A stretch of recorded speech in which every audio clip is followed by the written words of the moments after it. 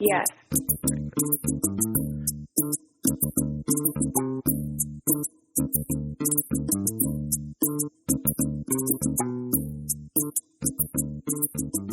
Hello and welcome. I'm your host, Neil Howard. Thank you so much for joining us for another segment of Health Professional Radio.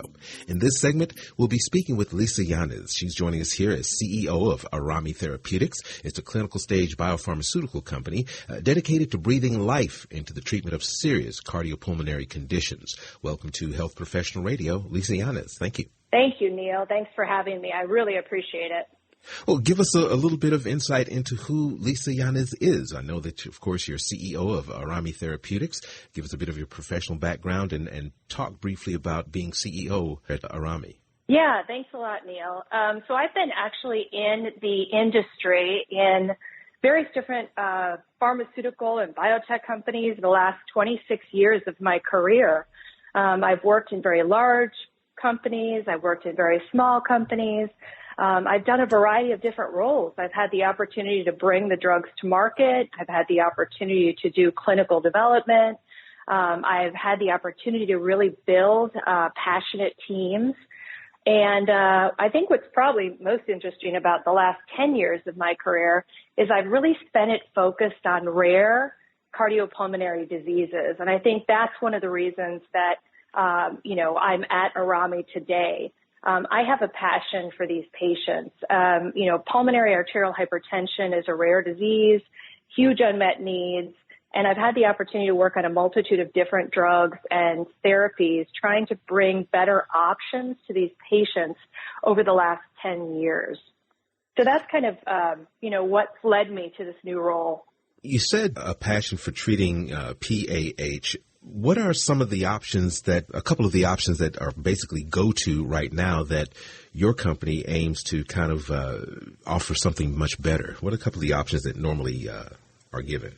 Yeah, it's a great question. So for PAH patients, which is interesting, there are actually 15 approved therapies, which oftentimes you might think 15 approved therapies, there's got to be some really, really great things out there really helping these patients.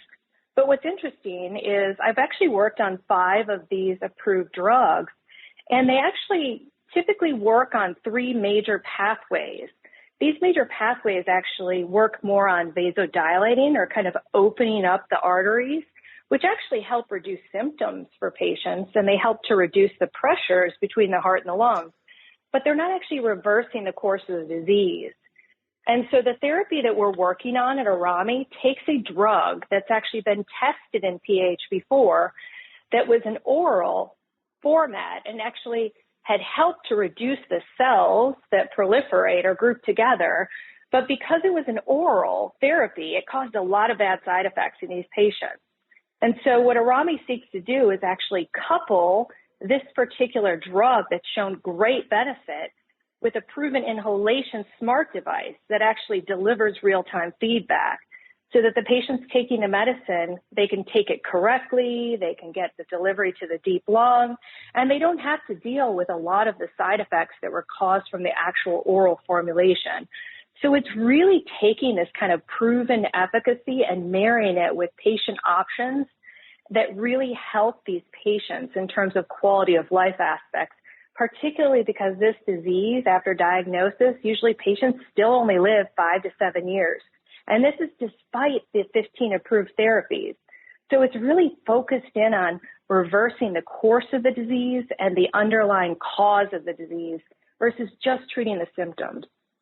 Now, when you say that this was an oral application, are we talking a pill form? Was it a liquid form? Are you transforming the structure of this drug to work in this inhaler?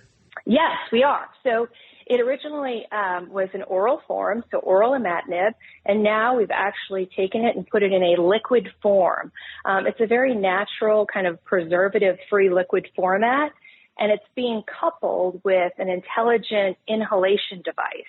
And so the patients are actually able to put the liquid form into this device and breathe in properly versus just taking an oral previously when they had a lot of like GI upset, diarrhea, a lot of these things that, create systematic side effects. And so, our hypothesis is really on marrying and coupling the inhalation device with the liquid imatinib in order to really achieve the therapeutic efficacy that's been shown previously, but without the same level of side effects that occurred before. And in a kind of quality of life aspect and focus, given the fact that I've worked on a lot of these drugs previously, it actually helps to reduce some of the burden and complexity that are seen with some of the other therapies within PAH, which can be quite excruciating. As far as the unmet need being signaled, where did that come from? Did it come from healthcare providers who were concerned that the results weren't being seen in the patients that they desired? Or was it from the patients who were saying, I trust my physician, but for some reason I don't seem to be getting better or these symptoms aren't being alleviated? Yeah, I think it plays in on both angles. Mm-hmm. I will say, though, within this community, one of the things I really love and appreciate about the physicians is they care so much about these patients. They're always striving for better and for more. And they know that a lot of these treatment therapies, in terms of standard of care, they use one and then that doesn't work. Then they add another one and that doesn't work. Then they add another one and that doesn't work. So over time, they've always had these limited options.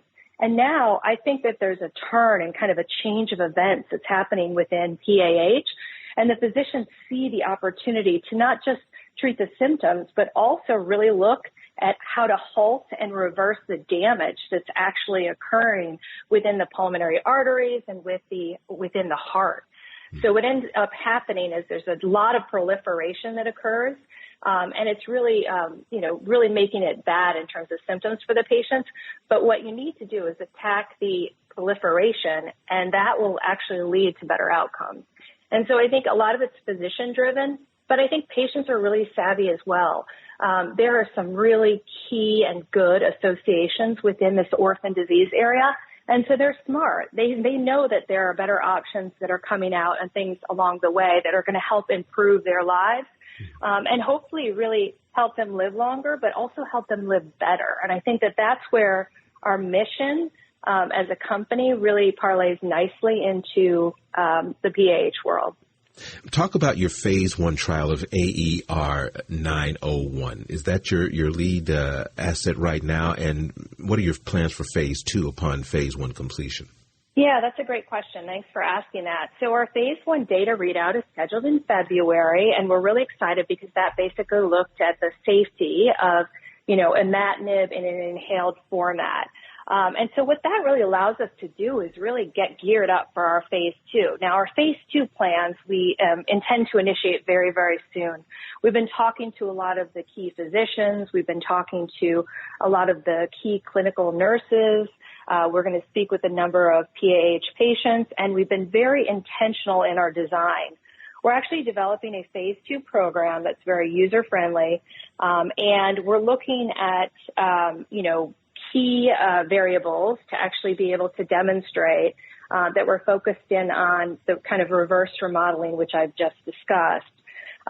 So we're really excited about that. We want to get that going, and we want to bring this therapeutic option to patients as quickly as possible. Give us a website, if you would, where our listeners can learn more about your company and the developments there. Yeah, of course. Our website is www.aerami.com. That is AERAMI.com. Lisa, I appreciate you joining us here on Health Professional Radio this morning. Been a pleasure speaking with you, and I'm hoping that you'll come back and fill us in on the phase 2 developments as well. Well, Neil, thank you so much for having me. You've been listening to Health Professional Radio. I'm your host, Neil Howard, in conversation with Lisa Yanez. Audio copies of this program are available at hpr.fm and healthprofessionalradio.com.au. You can also subscribe to the podcast on iTunes, listen in, download at Anchor, Spotify, and be sure to subscribe to our YouTube channel at youtube.com, Health Professional Radio.